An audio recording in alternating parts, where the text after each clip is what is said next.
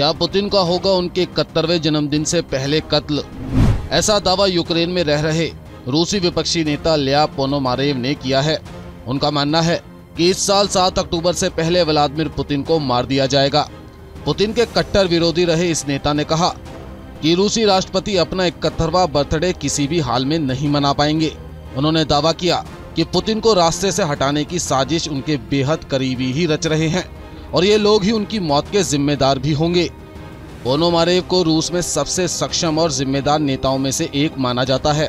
वह 2007 से 2016 तक सांसद रहे। उनकी पहचान एक ऐसे सांसद और विपक्ष के नेता के तौर पर थी जिन्होंने हर मंच पर पुतिन की कई गलत नीतियों का विरोध किया। खास बात यह है कि 2014 में जब रूस ने यूक्रेन के एक बड़े हिस्से क्रीमिया पर आक्रमण कर कब्जा कर लिया था, तो पोनोमारेव एकमात्र ऐसे सांसद थे जिन्होंने संसद में इस कदम का खुलकर विरोध किया था।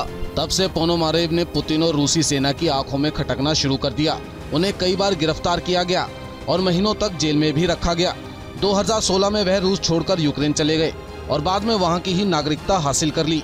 पोनोमारेव का मानना है कि भले ही पुतिन कोई न कोई तिगड़म लड़ाकर सन 2000 से अभी तक रूस की सत्ता पर अधिकार जमाकर बैठे हों, लेकिन 2024 का सूरज पुतिन नहीं देख पाएंगे, क्योंकि यूक्रेन युद्ध में बुरी तरह से विफल होने की वजह से उनके करीबी ही उनकी हत्या कर देंगे। क्योंकि अगर पुतिन जिंदा बच गए तो उनकी गवाही उनके करीबियों के लिए भी घातक बन जाएगी। पोनोमारेव का ये बयान ऐसे समय में आया है जब इससे पहले पश्चिमी और खासकर अमेरिकी मीडिया कई बार दावा कर चुका है कि रूसी राष्ट्रपति को कैंसर और पार्किंसन जैसी गंभीर बीमारी है और वह कभी भी कोमा में जा सकते हैं। रिपोर्ट्स की माने तो पुतिन के डॉक्टरों ने हाल ही में उनकी हेल्थ में महत्वपूर्ण गिरावट देखी और पुतिन को किसी भी पब्लिक अपीयरेंस से दूर रहने को सजेस्ट किया है ताकि वह आराम कर सके, क्योंकि ऐसे कई मौके आए हैं जब पुतिन काफी थके हुए, हाफते हुए या कुछ बोलते हुए लड़खड़ाते हुए दिखाई दिए। पिछले महीने रिपोर्ट्स में कहा गया था कि व्लादिमीर पुतिन मॉस्को में अपने ऑफिशियल रेजिडेंस में ही फिसल गए थे और 5 सीढ़ियों से गिर गए। इन सब दिक्कतों के अलावा पुतिन लगातार चक्कर आने के साथ साथ सिर दर्द से भी ग्रस्त हैं।